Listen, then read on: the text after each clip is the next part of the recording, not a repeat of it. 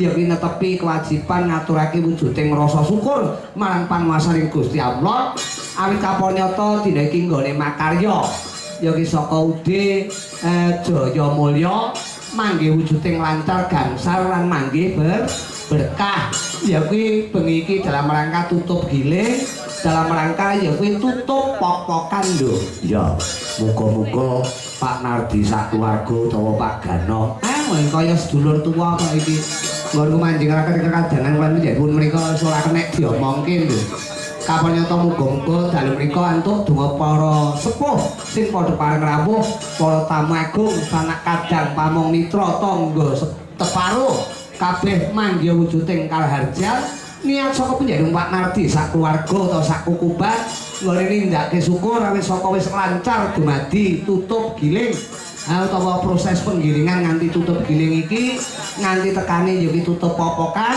manggih lancar gangsal lan sukses muga-muga Ude Jaya Mulya tansah manggih jaya tansah manggih mulya Allahumma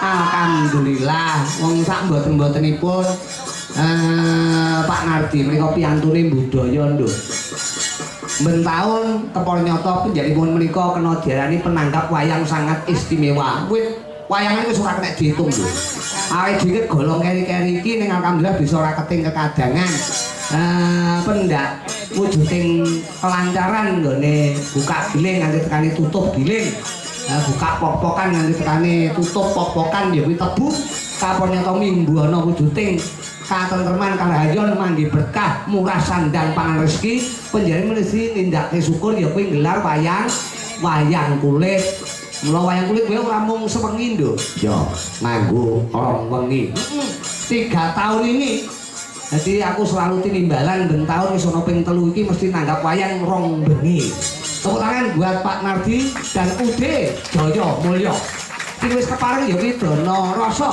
marang warga masyarakat tangga teparuh kabeh sing padha kareng karo kabudayan nggone nindak syukur kanthi srana gelar wayang kulit nguri-uri kabudayan Jawa ingkang adiluhung iki manggih wujuding berkah lancar gangsal lan sukses upamanya ana wujuding sambekala upama ana wujuding bala bendulan penyakit ilangno badara dina iki uga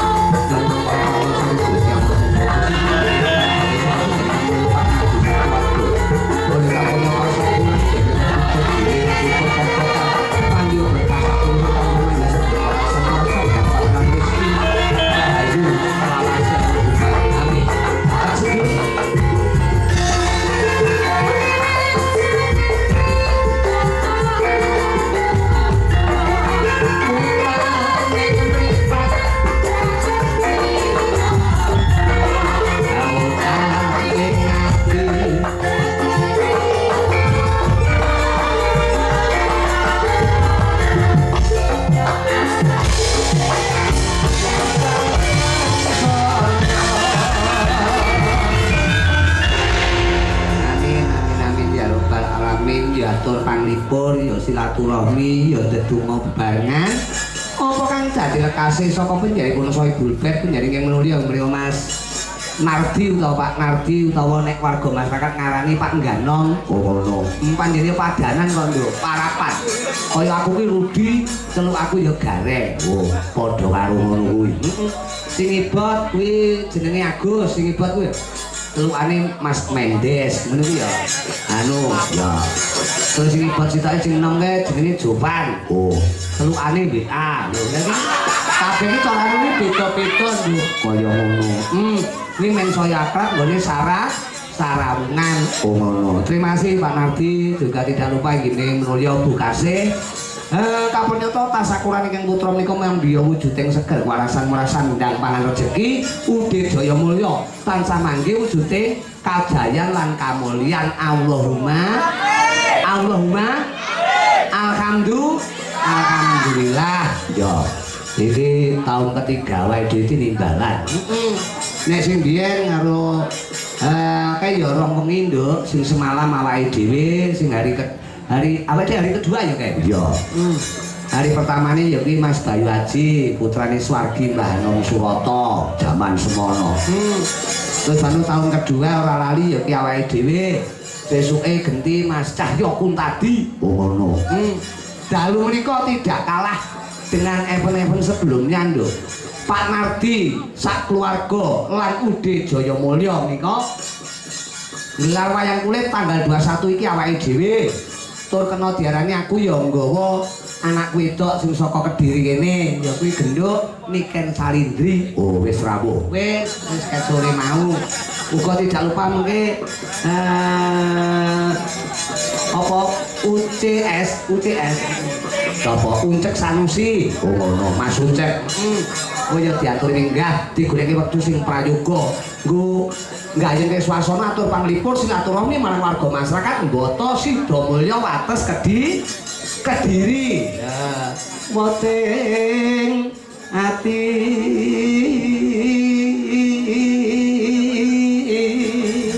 sapa? Mbak Sendul, tapi nyuwun berkahipun, Mbak. Dereng ngantuk ning, Mbak? Dereng. Pripun leh kula cek son sonten kala wau. Wah.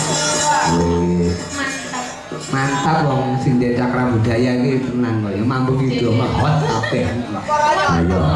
Aku ya nonton kaya wah Intan wis kadung nyekel wayang jan ora kaya Intan. Mbak Sendul leh mlaku klenek-klenek